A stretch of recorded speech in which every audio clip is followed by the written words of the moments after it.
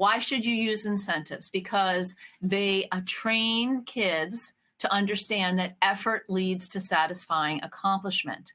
Often incentives fail because parents either don't collaborate effectively with their kids or that the kids get bored with the incentive. They feel like they can't reach it or they need something new. And that's okay to keep changing them. In my work and, in my book, What Your ADHD Child Wishes You Knew, and my card deck and everything that I write, I talk about collaboration as the key to having successful plans and interactions and even choosing incentives. This collaboration is important because we have to get our kids' buy-in to make any difference.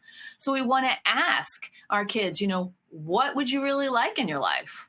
What do you love to do? Whether it's additional time playing outside, using electronics or social media, going out for a special ice cream, these can all be earned privileges. And time with you can be a privilege too.